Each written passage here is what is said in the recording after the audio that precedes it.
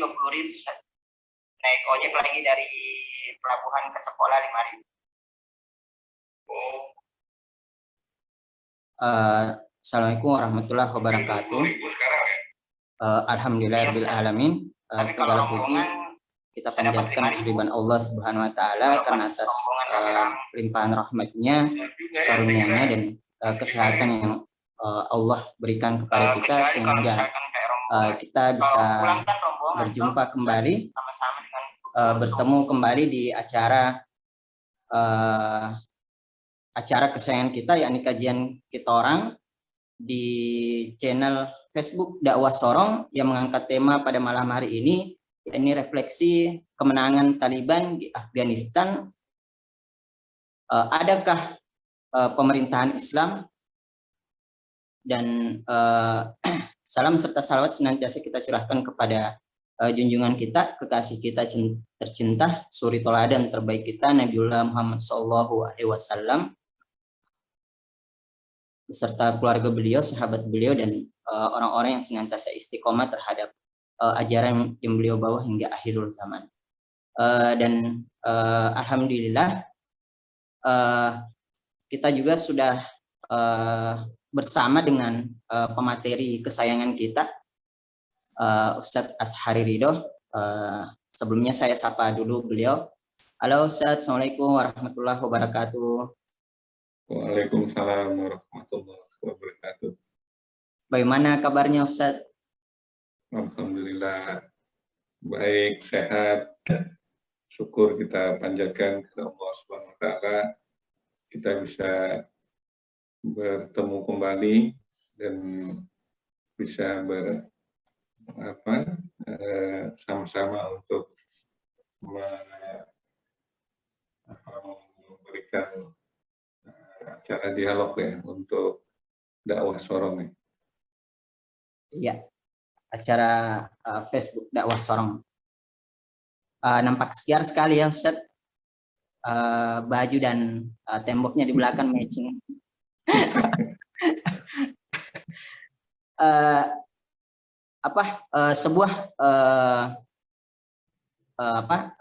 Sesuatu yang apresiasi yang sungguh luar biasa kemudian kita berikan kepada pemateri pada malam hari ini ya Ustadz Ashari Ridho, karena sudah mau meluangkan waktunya untuk membagikan ilmunya pada malam hari ini di tengah kesibukan beliau dan tanggung jawabnya sebagai seorang kepala keluarga, dan di tengah ketakutan kita terhadap wabah pandemi dan segala macam prokes yang diprogramkan oleh pemerintah, tidak kemudian menyurutkan semangat kita untuk terus berdakwah dengan berbagai cara untuk terus menyiarkan syiar-syiar Islam, dan semoga ini bisa menjadi kemudian pahala bagi kita semua, bagi para narasumber dan semua orang-orang yang terlibat langsung di acara kegiatan kita pada malam hari ini, yakni di Dakwah Sorong, dan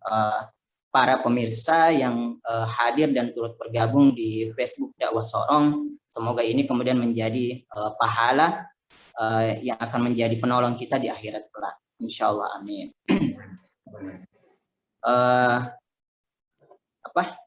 Itulah tadi maksudnya sepintas sapaan saya kepada Ustadz Ashari Ridho. Nah, sebelumnya saya juga menyapa teman-teman yang di halaman Facebook Dakwah Sorong, bisa kemudian untuk memberikan pertanyaannya atau memberikan komentar terkait dengan tema kita pada malam hari ini. Silahkan memberikan komentar dan pertanyaannya sebanyak-banyaknya, dan silahkan men-share acara kita pada malam hari ini sebanyak-banyaknya juga. Insya Allah tidak rugi dan akan bernilai pahala di sisi Allah Subhanahu wa taala.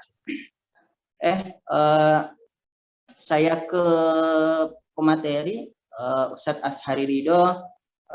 Ustadz, malam hari ini kan temanya ini tentang refleksi kemenangan Taliban di Afghanistan.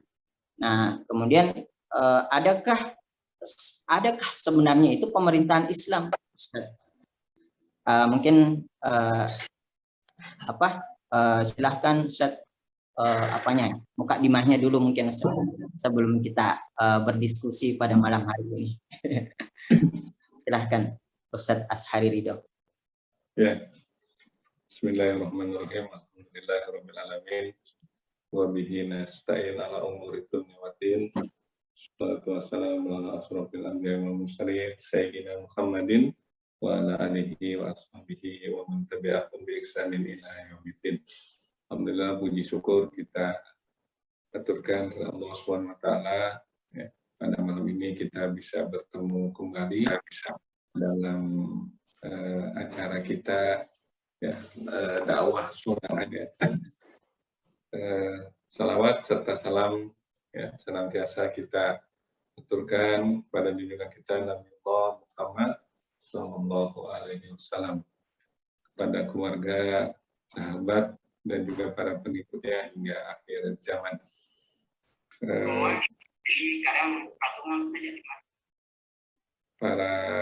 Terima kasih Ustadz Erwin, ya, sudah menyapa. Kemudian juga kepada para pemirsa, ya, kalau yang ikut mengikuti acara ini, kita mengucapkan terima kasih, ya, atas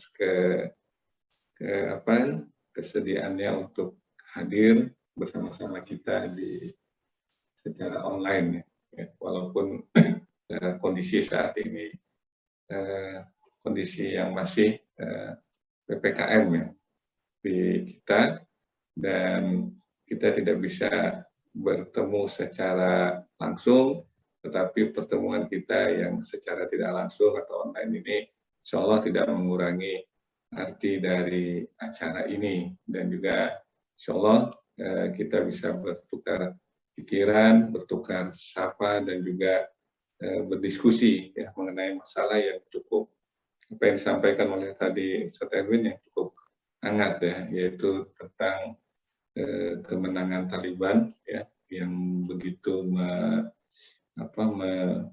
menyeruak, ya. Kemudian juga satu yang ditunggu-tunggu oleh kaum muslimin di seluruh dunia adalah bagaimana sistem pemerintahan yang akan dibentuk oleh Taliban. Apakah ini merupakan representasi daripada sistem pemerintahan Islam? Ini yang ditunggu-tunggu mungkin bagi kita kaum muslimin di seluruh dunia. Demikian untuk pembukanya, ya, ada Ustaz Erwin. Ya, Ustaz, berarti pintunya sudah dibuka, ya Ustaz. Ya Ustaz, pasca kemudian kemenangan Taliban di Afghanistan, kemudian memunculkan banyak sekali diskusi-diskusi dan opini-opini di tengah masyarakat. Nah Ustaz, sebenarnya mengapa kemenangan Taliban ini di Afghanistan itu selalu dikaitkan dengan pemerintahan Islam, Ustaz? Maksudnya apa sebenarnya kaitannya, ataukah apa kemudian korelasi antara kemenangan Taliban dengan pemerintahan Islam seperti itu? Ya, jadi kalau kita melihat perjuangan Taliban, ya, ini merupakan perjuangan yang cukup panjang, ya. Bahwa kita tahu, ya, dulu Afghanistan ini kan diinvasi oleh Uni Soviet waktu itu, ya.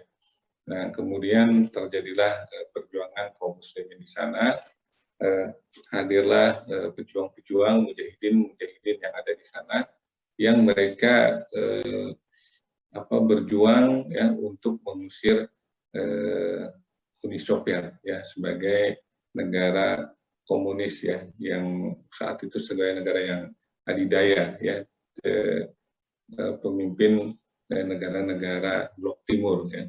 Nah, kemudian setelah Uni Soviet ini terusir, ya, dari Afghanistan, nah kemudian para mujahidin yang ada di sana, ya, kemudian mengambil alih kekuasaan dan pemerintahan yang ada di Afghanistan, ya. Nah, tetapi kemudian terjadilah perang saudara yang cukup besar ya. Jadi di antara mujahidin dengan pemerintahan yang ada di sana, kemudian di antara faksi-faksi di mujahidin itu sendiri terjadi peperangan yang ada yang mengatakan bahwa tidak beda jauh kondisinya ketika terjadi perang antara rakyat Afghanistan dengan Uni Soviet ya. Di antara mereka terjadi perang yang berkecamuk yang cukup sengit ya, sehingga saat itu Afghanistan tidak serta-merta kemudian damai ya. Nah, di tengah kecamuk perang saudara ini ya, kemudian perang dalam mujahidin, lahirlah waktu itu Taliban ya, muncullah Taliban yang ada di sana, dan akhirnya Taliban bisa mengambil menguasai Afghanistan ya. Dan kemudian saat itu Taliban berkuasa di Afghanistan, dan dengan kemenangan Taliban ini juga menghentikan perang saudara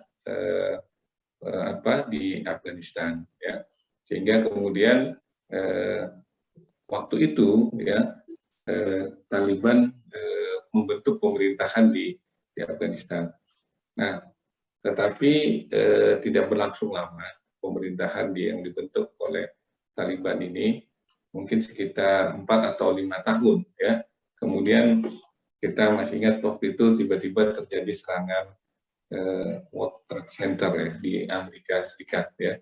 Diledakkannya 2 gedung ya di pusat Amerika Serikat. Nah, kemudian saat itulah Presiden George Bush ya senior ya itu mengatakan bahwa ini adalah merupakan serangan teroris ya, dan serangan teroris yang dilakukan oleh Al-Qaeda, dan Al-Qaeda itu berada di Afghanistan dan dilindungi oleh Taliban. Nah, itu narasi yang dikembangkan oleh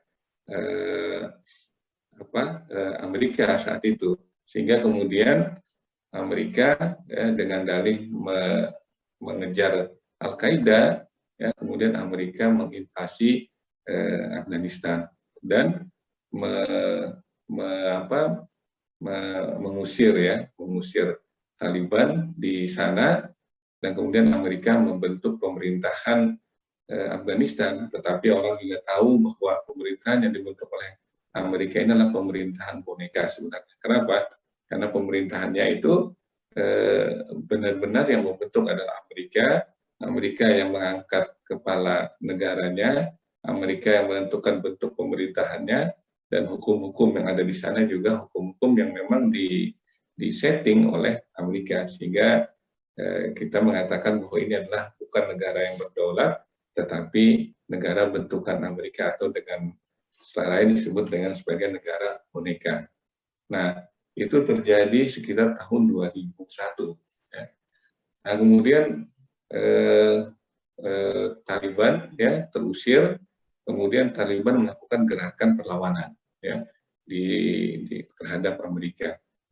Nah, ternyata apa yang dilakukan oleh Taliban ini memang kalau kita lihat sesuatu hal yang sangat berbeda ya dengan Amerika. Amerika kita tahu memiliki persenjataan yang lengkap ya, persenjataan yang canggih, kemudian tentaranya terlatih ya, dan lain sebagainya ya. Sementara Taliban ya representatif sebagai pejuang rakyat ya Afghanistan yang memiliki persenjataan seadanya ya, kemudian berpakaian bukan berpakaian militer, tetapi berpakaian ala Taliban ya, pejuang Afghanistan. Bahkan ada yang sampai mereka tidak menggunakan sepatu ya, saking terbatasnya mereka menggunakan senjata-senjata yang sederhana gitu. Nah, tetapi perjuangan ini adalah perjuangan yang luar biasa, yang mereka tidak menyerah ya sampai berpuluh tahun, sampai akhirnya membuat Amerika merasa perjuangan Taliban ini adalah perjuangan yang tidak bisa dihentikan ya. akhirnya Amerika kemudian melakukan, ya. Jadi tadinya Amerika mengatakan bahwa Taliban ini adalah gerakan teroris, ya, dan tidak mungkin ada perundingan dengan Taliban. Tetapi akhirnya setelah puluhan tahun upaya Amerika untuk menghilangkan Taliban, ternyata semakin kuat Taliban, ya, dan akhirnya Amerika melakukan negosiasi, ya, dan Amerika kemudian istilahnya menarik diri, ya, walaupun orang sudah melihat bahwa sebenarnya itu adalah kesalahan dari Amerika, ya, secara real, ya, tidak bisa lagi Amerika mempertahankan kekuasaannya di Afghanistan, dan kemudian Taliban lah yang akhirnya bisa kembali menguasai Afghanistan, ya. Dan kalau kita melihat bahwa apa yang dilakukan oleh Taliban ini adalah perjuangan yang memang murni, ya, dari umat Islam yang ada di sana, dan kemudian mereka juga berjuang dengan semangat jihad, ya, semangat Islam, dan juga pantang menyerah, ya, akhirnya mereka mampu mengusir Amerika Serikat dan sekutunya, dan juga bahkan bukan menggulingkan istilahnya, ya, bahkan pemerintahan yang boneka buatan Amerika Serikat itu akhirnya pergi dengan sendirinya tanpa perlawanan yang berarti. Nah, dengan demikian maka akhirnya Taliban kembali menguasai Afghanistan, ya, mengambil alih kekuasaan, menguasai negara, ya, hampir di seluruh provinsi, ya, dimenangkan oleh Taliban, ya, semua provinsi di Afghanistan. Nah, dengan kemenangan Taliban ini, ya, kemudian yang timbul satu pertanyaan, ya, kemudian juga satu harapan juga bagi umat Islam adalah bagaimana Taliban ini membentuk, ya, negara Afghanistan, membentuk pemerintahannya, ya, walaupun Taliban juga sudah mengatakan sebelumnya dalam konferensi pers, kemudian dalam beberapa pernyataan, ya, mereka akan membentuk sebuah pemerintahan keemiran Islam, ya.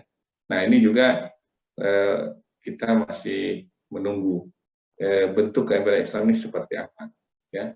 Apakah seperti misalnya republik, ya, atau seperti negara-negara yang lain, atau seperti kerajaan, atau apa. Nah, ini juga masih ditunggu, dan ini juga yang kita lihat sampai saat ini belum jelas, ya, belum clear diumumkan oleh Taliban.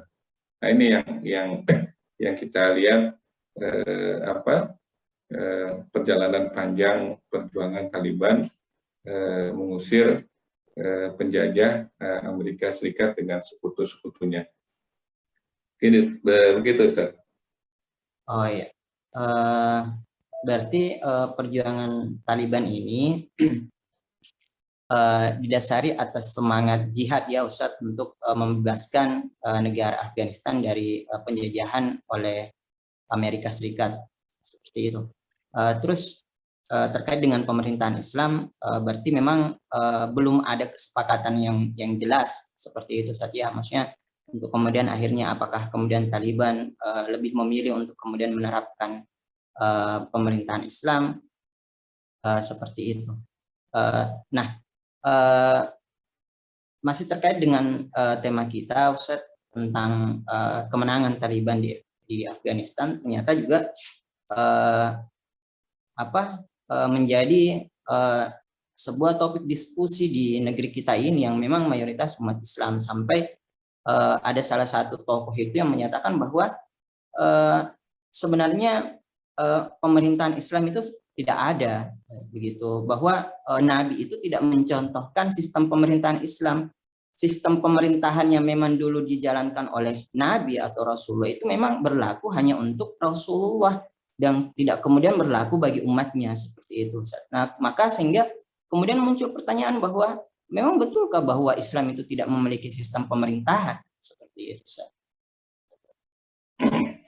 Ya, saya rasa diskusi ini adalah diskusi yang memang kembali menghangat ya, kembali menghangat di kita 10 tahun terakhir ya.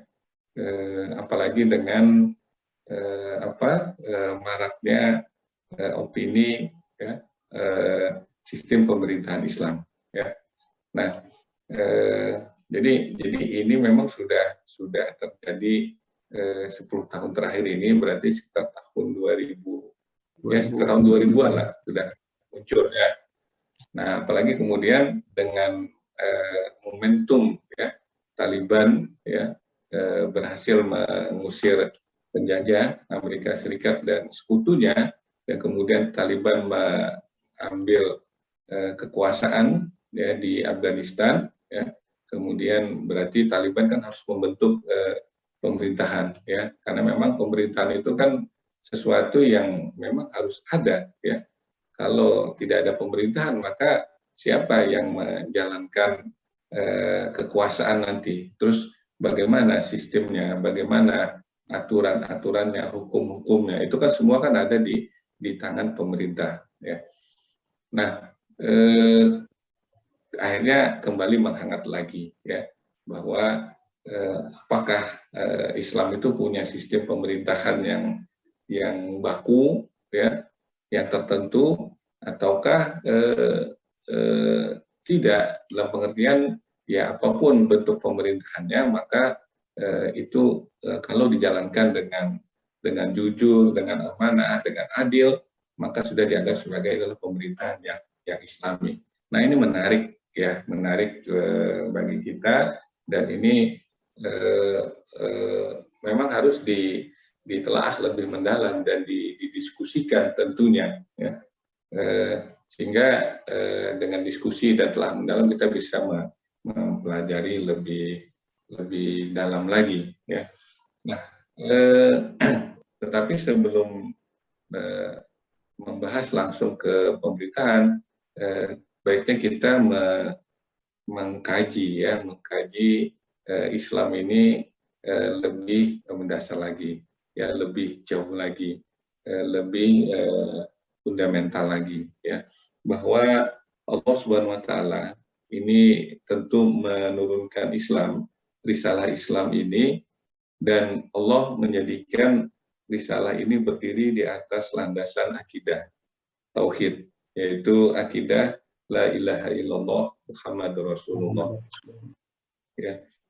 Nah, Islam merupakan risalah yang bersifat universal, artinya bahwa itu berlaku untuk manusia ya seluruhnya, di seluruh dunia, tidak hanya untuk di manusia tertentu, tetapi berlaku untuk manusia di seluruh dunia, kemudian berlaku untuk sepanjang masa. Nah, Islam mengatur seluruh kehidupan manusia, dan dia memecahkan seluruh masalah manusia sebagai manusia. Jadi memecahkan persoalan manusia ini secara manusiawi. Oleh karena itu, maka Islam adalah sistem paripurna yang menyeluruh bagi seluruh kehidupan manusia, dan kaum muslimin ya wajib memperlakukannya secara total di dalam seluruh aspek kehidupan, termasuk di dalam kehidupan individu, kehidupan keluarga, kehidupan masyarakat, termasuk kehidupan bernegara ya. Nah, ini adalah totalitas atau kesempurnaan Islam ya. Nah, kemudian Nabi ya Rasulullah Muhammad SAW ini tidaklah diutus oleh Allah Subhanahu Wa Taala di ruang hampa, tanda kutip ya orang katakan. Artinya apa? Bahwa Nabi itu hidup di tengah-tengah masyarakat, berinteraksi dengan masyarakat, dan Nabi memberikan contoh bagaimana menjalankan risalah Islam ini di tengah kehidupan, termasuk juga bagaimana Nabi menjalankan pemerintahan dan bagaimana Islam diterapkan dalam pemerintahan. Ini memang tidak bisa dipisahkan. Kenapa? Karena yang namanya negara, yang namanya pemerintahan itu sesuatu yang ada dalam kehidupan ya. Nah, kemudian Nabi mencontohkan ya.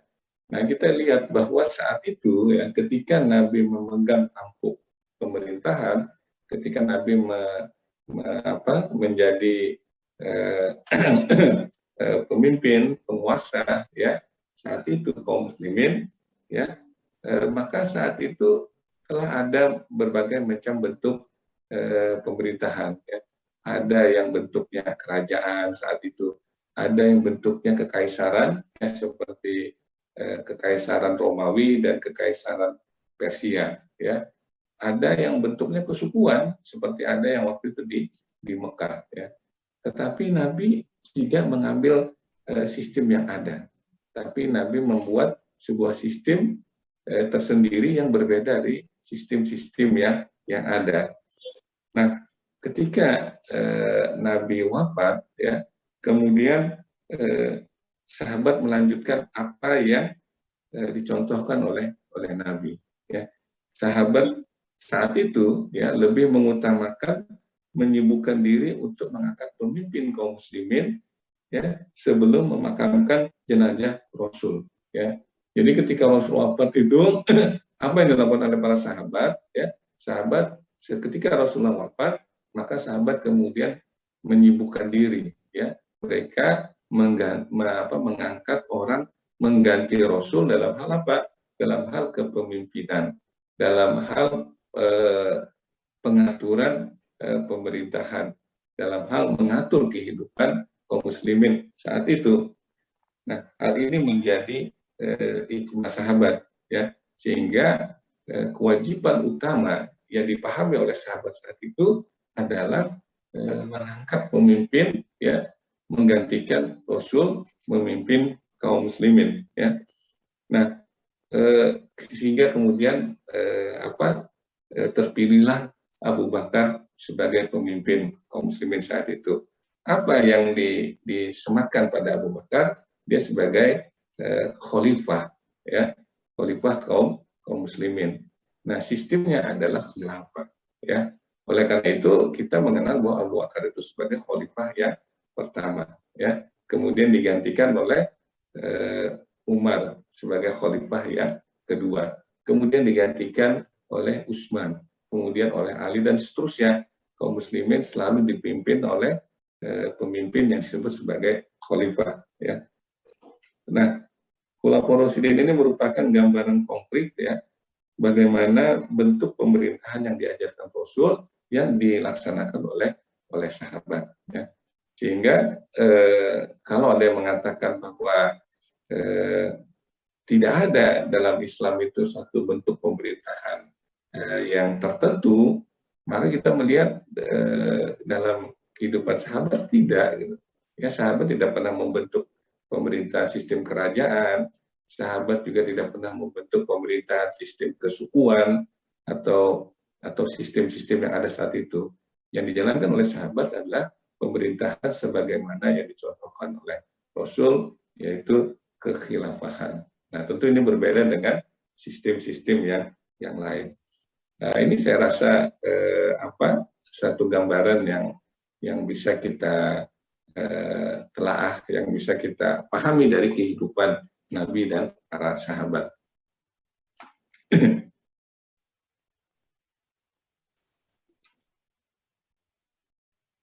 Demikian Ustaz Erwin, saya rasa itu iya, Ustaz Hari Ridho. Jadi terkait tadi tentang pemerintahan Islam, tadi Ustaz menyampaikan bahwasanya kita tidak boleh melihat Islam itu sebagai hanya sekedar akidah saja, ya. Maksudnya ketika kita berbicara tentang pemerintahan Islam, berarti kita harus mengkaji Islam, memahami Islam secara lebih komprehensif lagi. Tidak hanya memandang Islam itu hanya sebagai sebuah agama yang mengajarkan ibadah ritual saja, tapi tentang penerapan Islam ataupun tentang pemerintahan Islam, ternyata dulu para sahabat itu mengikuti apa yang kemudian Rasulullah bawa, seperti itu. Seperti itu saja. Iya, iya, memang seperti itu. Dan sahabat kan orang yang paling tahu, paling mengerti, ya, paling paham, ya, bagaimana Islam itu, ya, karena memang sahabat ini kan langsung ya diajarkan oleh Nabi, langsung bertemu dengan Rasul dan juga langsung diajarkan oleh Rasul, dan sehingga sahabat mengerti betul apa yang diwajibkan terhadap mereka, dan memang itulah yang mereka lakukan, termasuk dalam bagaimana membentuk pemerintahan saat itu. Ya, jadi buat para pemirsa channel Dakwah Sorong yang menyaksikan acara ini di Facebook, semoga semoga tidak lagi kemudian keliru dalam memahami tentang pemerintahan Islam, dan ketika ingin memahami atau ingin mengetahui tentang Islam itu ya harus melihatnya secara komprehensif, tidak boleh hanya melihatnya secara bahwa Islam itu hanya sekedar agama ritual saja, seperti itu, yang hanya mengajarkan tentang sholat, puasa, haji, dan ibadah-ibadah mahdul lainnya, seperti itu. Ya, Ustadz, mungkin ada pertanyaan dari para pemirsa setia kita di channel Dakwah Sorong, insya Allah. Mungkin sudah ada pertanyaan.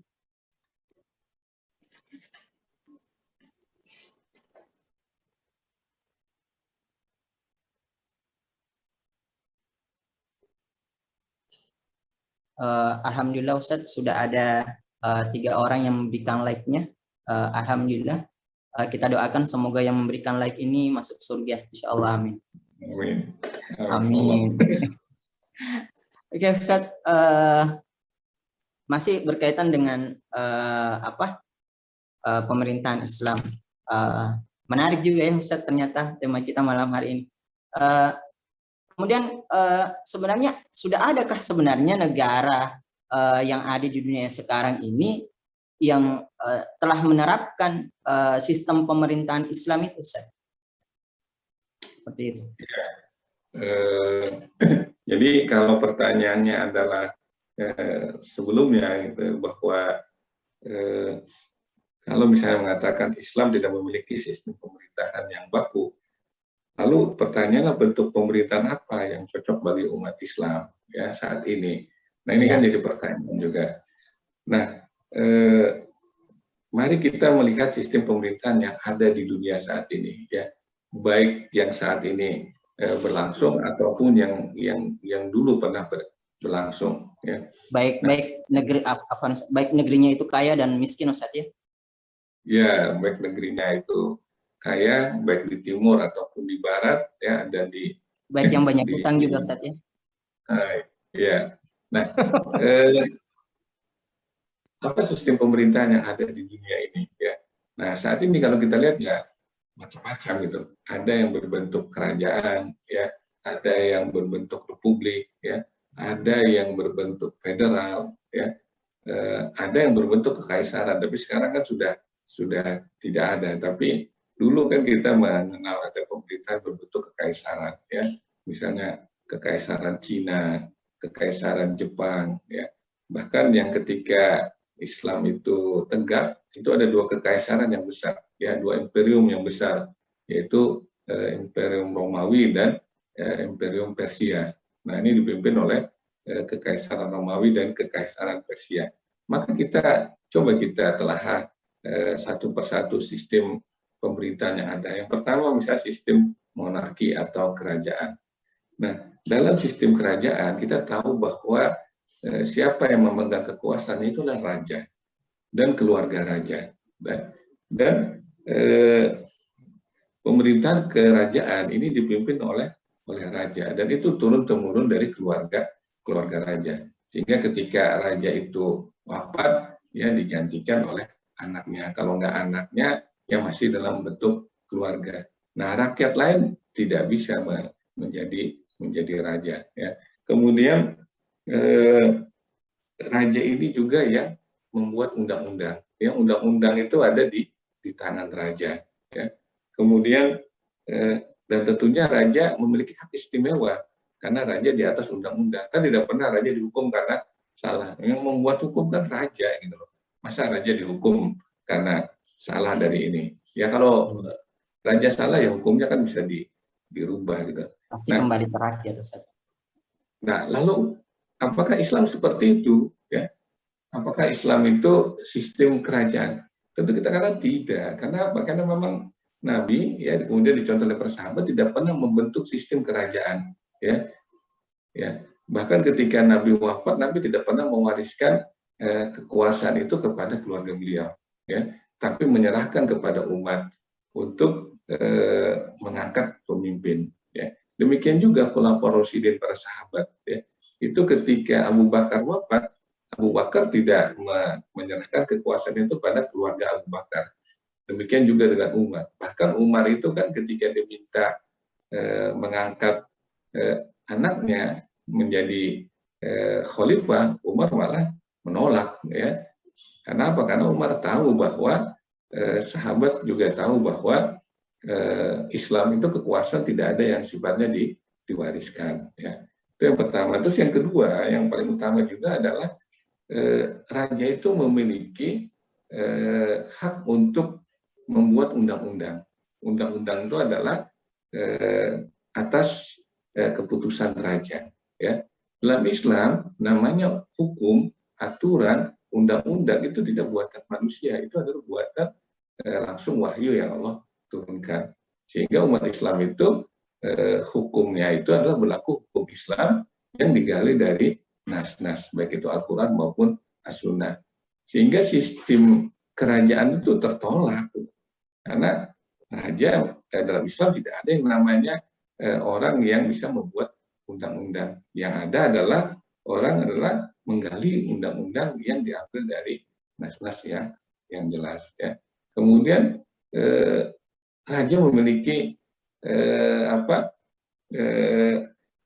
hak yang tertentu, ya, yang hak istimewa, ya. Bahkan kalau dia jadi raja maka seluruh ya kekayaan negara itu adalah milik raja gitu. Karena dia adalah raja gitu. Tetapi dalam Islam ya tidak ada. Khalifah itu tidak memiliki hak istimewa, ya. Khalifah itu juga terikat dengan hukum syara, ya. Khalifah juga kalau salah dia bisa dihukum gitu. Kalau dia melanggar undang-undang atau melanggar hukum syara. Nah, ini sistem kerajaan. Jadi sistem kerajaan itu bertolak belakang dengan sistem Islam. Ya. Kemudian republik. Ya. Nah, kalau kita berbicara tentang sistem republik, maka kita tahu bahwa pemerintahan atau negara republik itu adalah implementasi dari sistem demokrasi. Yaitu apa? Bahwa rakyatlah yang mengangkat presiden, dan rakyatlah yang memberhentikan presiden, dan presiden itu diangkat untuk menjalankan hukum atau undang-undang yang dibuat oleh rakyat, ya. Sehingga rakyat itu memiliki kedaulatan, ya. Maka dalam sistem demokrasi itu dikatakan bahwa kedaulatan tertinggi itu ada pada rakyat. Nah, dalam Islam juga tidak tertolak itu, ya. Islam tidak meletakkan kedaulatan itu ada di tangan rakyat. Dalam Islam kedaulatan itu ada pada hukum syara, ya. Syara lah yang menentukan, hukum syara yang menentukan mana boleh, mana tidak, bukan rakyat. Nah, dalam sistem demokrasi, sistem republik, rakyatlah yang membuat undang-undang. Boleh tidaknya itu adalah keputusan rakyat. Sehingga di dalam sistem republik tidak mungkin akan bisa berlaku hukum syara itu secara menyeluruh. Ya, mungkin berlaku pada sisi-sisi tertentu, tidak bisa berlaku secara menyeluruh. Kenapa? Karena semua harus mendapat persetujuan dari rakyat lewat tadi lembaga-lembaga perwakilan. Ya, yang kan tidak heran dalam sistem republik itu banyak undang-undang itu yang melanggar hukum syara. Ya. Misalnya undang-undang tentang miras, ya jelas-jelas itu kan bertentangan dengan hukum syara. Tapi kalau rakyat menginginkan, boleh, ya boleh. Ya. Undang-undang misalnya tentang riba, ya perbankan ribawi. Ya itu kalau rakyat menginginkan boleh, ya boleh. Nah, tetapi dalam Islam tidak benar seperti itu. Oleh karena itu, maka sistem pemerintahan Islam itu bukanlah sistem republik. Ya. Kenapa? Karena jelas sangat berbeda. Nah, apalagi kalau mengatakan sistem pemerintahan itu sistem federal, ya, yang dimana masing-masing daerah itu memiliki kekuasaan otonom tersendiri, ya, yang masing-masing daerah berdiri sendiri. Mereka hanya disatukan dengan hal-hal yang sifatnya umum, misalnya menjadi sebuah kesatuan negara. Sehingga ada daerah yang kaya karena memang mungkin penduduknya sedikit dan kekayaannya besar, ada daerah yang miskin karena penduduknya banyak tetapi sumber daya alamnya kecil misalnya. Nah, di dalam Islam tidak ada sistem federal ini. Dalam Islam itu adalah semua sama, gitu, ya. Masing-masing daerah itu satu kesatuan, sehingga yang kaya itu tidak, sumber daya alamnya besar itu tidak menjadi yang daerah kaya, yang sumber daya yang kecil tidak menjadi daerah yang miskin, semua merata. Apalagi kalau misalnya sistem kekaisaran, ya Islam juga tidak mengenal sistem kekaisaran. Nah, sistem kekaisaran itu kan menjadikan hak khusus pemerintah pusat, ya. Jadi pusat kekaisaran itu dia memiliki hak-hak yang khusus. Nah, sementara daerah-daerah koloninya itu menjadi jajahan atau daerah-daerah yang diperas untuk daerah pusat. Nah, dalam Islam sistem pemerintahan tidak seperti itu, ya. Semua daerah itu memiliki hak yang sama. Nah, sehingga Islam bukanlah sistem kekaisaran. Lalu pertanyaannya, kalau bukan republik, bukan kerajaan, bukan, ya, federal bukan, kekaisaran bukan, lalu apa sistem Islam itu? Nah, ternyata Islam itu punya sistem tersendiri. Ya, kalau kita kaji dalam kitab-kitab fikih, itulah disebut dengan sistem khilafah Islamiyah. Dan memang itu pernah ada, secara sejarah juga pernah ada, dan bahkan tetap hampir 1.300 tahun. Ya, tapi itu kan hilang di benak kaum muslimin, sehingga kaum muslimin seolah-olah ya sekarang ini merasa bahwa sistem pemerintahan itu yang ada cuma sistem kerajaan, sistem republik, sistem kekaisaran. Setelah itu tidak ada. Tidak, Islam itu punya sistem pemerintahan namanya kekhilafahan Islam, ya, dan pemimpinnya disebut khalifah. Maka kita kan mengenal khalifah Abu Bakar, khalifah Umar, khalifah Utsman, khalifah Ali, dan terus khalifah-khalifah setelahnya, ya. Nah, jadi sistem pemerintah Islam yang bentuk khalifah ini adalah sistem yang unik, ya, yang berbeda dari sistem-sistem yang ada. Sehingga kalau ada yang mengatakan Islam itu tidak memiliki sistem pemerintahan, maka itu tertolak, ya, baik secara syar'i, ya, maupun secara empiris, maupun secara historis, ya. Nah, ini yang saya rasa yang perlu kita pahami oleh kaum muslimin saat ini. Demikian Ustaz Erwin. Ya, Ustaz Hari Ridho, penjelasan yang luar biasa terkait dengan adakah kemudian negara di dunia ini yang kemudian telah menerapkan pemerintahan Islam, bahwasanya ternyata dari jawaban beliau kemudian kita bisa menarik kesimpulan bahwa belum ada berarti, Ustaz, ya, karena negara yang ada sekarang itu kebanyakannya berbentuk kerajaan, ada yang berbentuk republik dengan sistem politik demokrasi, kemudian ada negara federal ataupun negara kekaisaran.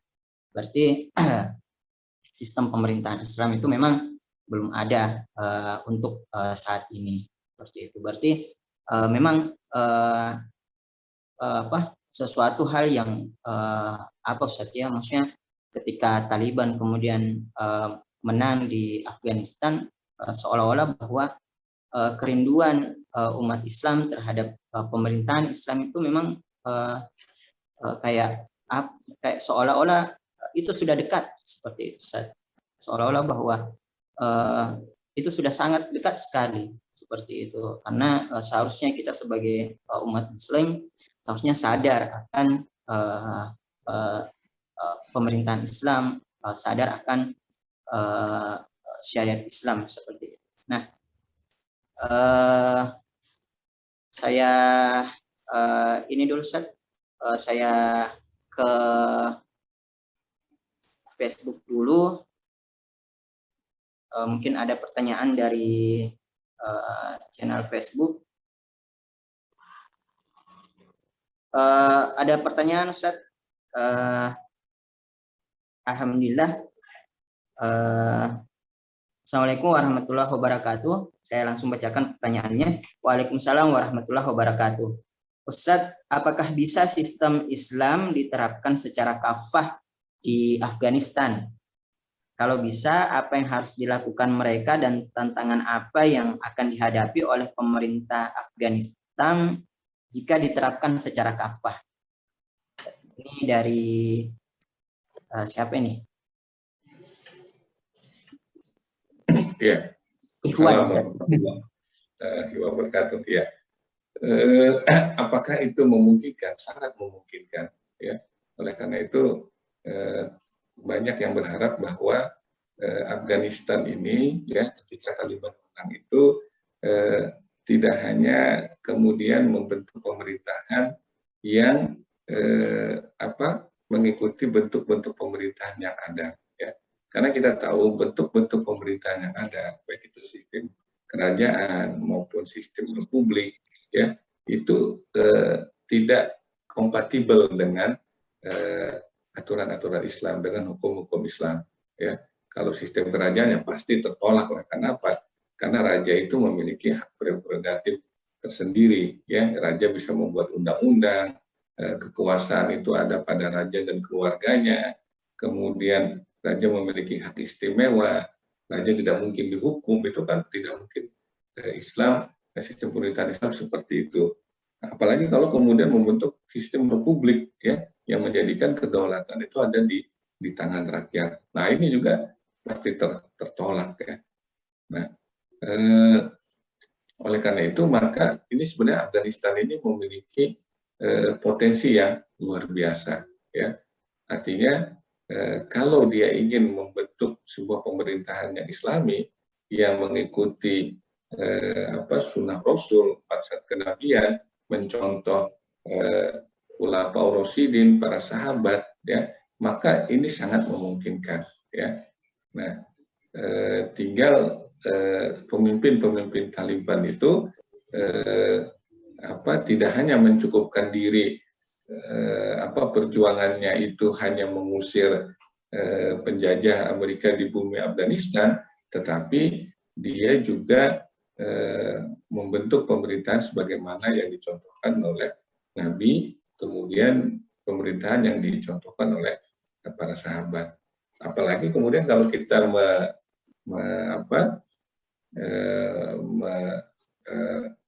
mengkaji hadis, ya, bahwa Nabi mengatakan nanti, ya, akan tegak kembali kekhilafahan sebagaimana manhaj kenabian. Nah, itu berpeluang sekali, ya. Maka ini yang didorong kepada pemerintah, kepada Taliban saat ini, ya, agar mereka jangan hanya perjuangannya itu hanya ketika penjajah itu sudah bisa terusir, kemudian mereka menganggap selesai perjuangan mereka, jangan, tapi bentuklah pemerintahan sebagaimana yang diperintahkan oleh Allah, ya, dalam Al-Quran maupun sunnah Arabi.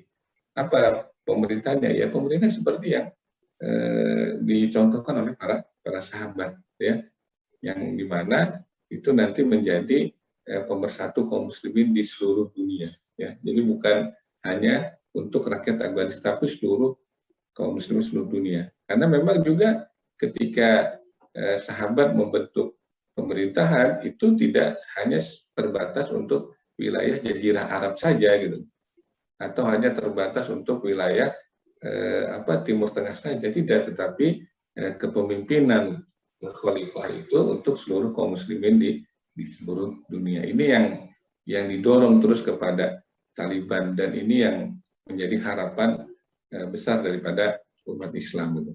Karena apa? Karena dalam hadis Nabi itu kan jelaskan nanti ketika khilafah itu tegak, ya, maka keberkahan itu akan Allah turunkan dari langit dan dari bumi, ya. Jadi memang luar biasa kalau itu tegak kembali, maka Allah akan mencurahkan rahmatnya itu dari langit dan dari bumi, ya. Nah, itu yang didorong, dan itu yang kita tunggu-tunggu dalam beberapa hari terakhir ini. Iya, insya Allah Ustaz ya, maksudnya itu kerinduan kita seluruh umat Muslim. Eh, Iya, dan harapan kita untuk bisa hidup sejahtera dan iya, hidup dengan damai, tidak ada lagi kemudian kita menyaksikan saudara-saudara kita kemudian dibantai, kemudian diusir dari negerinya. Seperti itu. Nah, Ustadz, masih ada lagi nih, Ustadz, satu pertanyaan. Mungkin singkat saja Ustadz jawabannya, karena uh, waktu yang membatasi kita. Pertanyaan dari Abu Yusuf, Ustadz, ini Abu Yusuf dari Kabupaten Aimas. Assalamualaikum Kabupaten Aimas. Pertanyaannya, kenapa hari ini justru orang Islam sendiri yang merasa tabu ketika berbicara sistem pemerintahan Islam? Sementara orang-orang liberal dan orang-orang komunis pede ketika berbicara tentang sistem pemerintahannya masing-masing, Ustaz.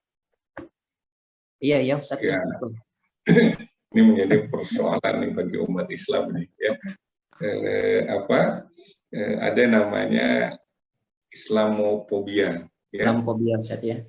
Islamofobia, iya. Nah, Islamofobia ini memang program yang memang dilakukan oleh orang-orang di luar Islam, ya, untuk mendiskreditkan Islam, ya. Nah, tetapi ternyata bukan hanya orang non-Muslim yang salah paham dengan Islam, tetapi umat Islam juga banyak yang terpengaruh dengan Islamofobia, ya. Jadi di mana asal usul Islamofobia? Nah, Islamofobia itu kan berawal di abad pertengahan, ya, ketika kekuasaan Islam itu, kekhilafan Islam itu begitu dijaya, ya, begitu kuat, ya. Kemudian terjadilah perang, ya, perang salib, ya, perang antara kerajaan-kerajaan Kristen dengan kekhilafan Islam.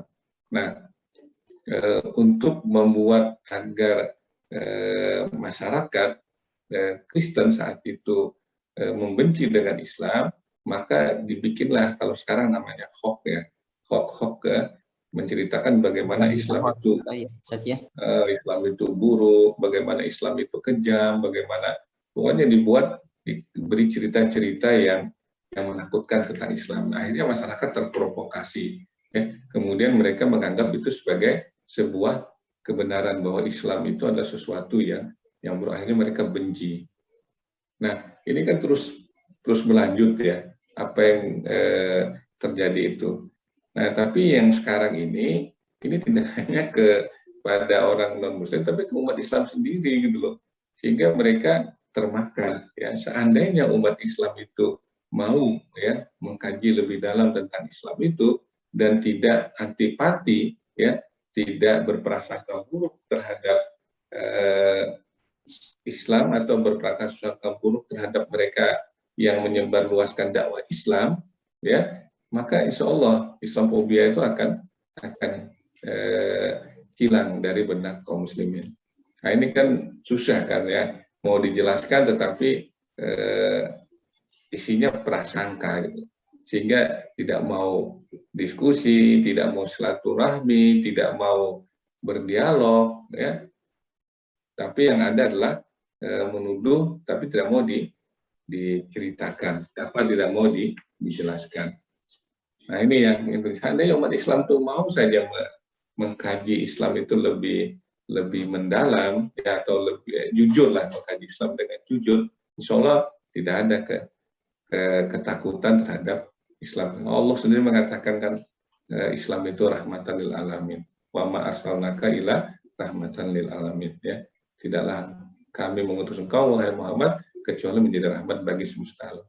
Loh, kok rahmat semesta alam itu kok dicurigai macam-macam, gitu, ya. Ini harus menjadi introspeksi, ya. Kalau mau diskusi, ayo kita diskusi dengan silaturahmi, dialog. Insya kecurigaan-kecurigaan itu akan bisa dijelaskan. Tapi itu kan sesuatu yang terjadi saat ini. Tapi insya Allah, ya, secara fitrah manusia itu kan nanti akan mencari kebenaran. Nanti Islam itu sendiri akan kembali ke pangkuan umat, ya. Setelah umat tercerahkan dengan Islam. Ya, Nah, Ustaz. saya rasa begitu ya.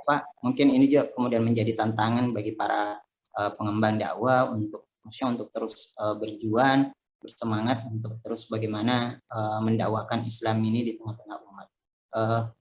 Ustaz, mungkin closing statement-nya Ustaz, karena kita sudah di akhir acara ini Ustaz. Iya.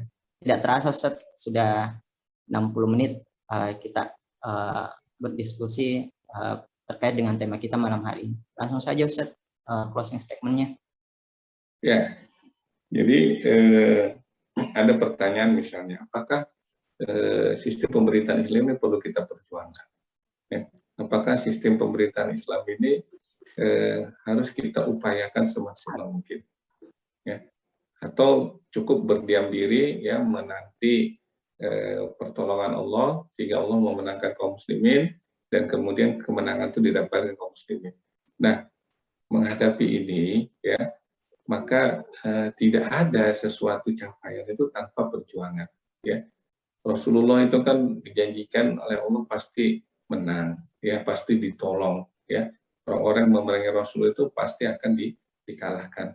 Tetapi Rasul kan tidak kemudian berdiam diri ya. Misalnya hanya di masjid saja, misalnya hanya berdoa, beribadah ya. Tapi tidak kan, Rasul itu malah ya Rasul berperang, Rasul berupaya, Rasul berjuang, Rasul berjihad, Rasul ya sampai kalau kita membaca sirah Rabi itu kan Rasul sampai luka-luka kan, sampai giginya patah ya, sampai bibirnya pecah ya, karena memperjuangkan agama Allah ini ya. Sehingga ini perlu kita perjuangkan. Apa? Karena ini merupakan sebuah kewajiban. Ingatlah ya, sahabat sendiri ya ketika bagaimana melihat kewajiban ini sebagai kewajiban utama, bahkan ketika Rasul meninggal yang dilakukan oleh sahabat itu lebih menyibukkan diri untuk mengangkat pemimpin ya, pengganti Rasul sebelum menyemayamkan mengubur jenazah Rasul. Ini menunjukkan bagaimana kewajiban ini adalah kewajiban yang utama ya. Dan para ulama ya mengatakan bahwa kaum muslimin itu ya hanya 3 hari saja boleh tidak ada kepemimpinan Islam, tidak ada pemerintahan Islam. Lebih dari 3 hari maka kaum muslimin berdosa ya. Oleh karena itu ini menjadi perjuangan kita bersama-sama agar kita terhindar dari perbuatan yang mungkin kita tidak mengerti bahwa ini merupakan perbuatan yang diharamkan kalau membiarkan ya kita hidup tanpa sistem Islam, tanpa kepemimpinan Islam, tanpa pemerintahan Islam yaitu khilafah Islamiyah. Demikian Ustaz. Ya Ustaz, terima kasih banyak atas pencerahannya, atas materinya berkaitan dengan pemerintahan Islam. Semoga dengan materi yang Ustadz sampaikan tadi kemudian bisa meluruskan persepsi-persepsi keliru tentang sistem pemerintahan Islam, tentang kemudian ketakutan terhadap sistem pemerintahan Islam itu kemudian bisa sedikit berkurang di benak kaum muslimin di sekitar kita seperti itu. Dan bagi kaum muslimin atau bagi para pemirsa di channel Facebook Dakwah Sorong, tadi Pak Ustadznya, Ustadz Ashari Ridho sudah menyampaikan bahwa kita harus mengkaji Islam. Untuk memahami Islam itu kita harus mengkaji Islam secara komprehensif seperti itu, sehingga tidak kemudian memunculkan kekeliruan atau ketakutan atau kemudian istilahnya sekarang itu fobia terhadap agamanya sendiri seperti itu. Oke, jazakumullah khairan kasiran Ustadz Ashari Ridho. Semoga apa yang disampaikan malam hari ini bernilai pahala di sisi Allah Subhanahu wa taala. Kemudian Ustadz Ashari Ridho senantiasa diberikan kesehatan, kekuatan dan umur yang panjang oleh Allah Subhanahu wa taala agar bisa terus menjadi narasumber di dakwah Sorong menyampaikan materinya dengan tema-tema yang lebih menarik tentunya insya Allah. Demikianlah akhir dari kegiatan kita pada malam hari ini di acara dakwah Sorong yang mengangkat tema refleksi kemenangan Taliban di Afghanistan, adakah pemerintahan Islam, dan insya Allah kita bertemu kembali di lain waktu dengan tema yang lebih menarik tentunya. Ya, insya Allah masih tetap di channel Facebook dakwah Sorong, kajian kita orang, dan kita tutup acara kita pada malam hari ini. Wabillahi taufik wal hidayah. Wassalamualaikum warahmatullahi wabarakatuh. Waalaikumsalam warahmatullahi wabarakatuh. Alhamdulillahirabbil alamin.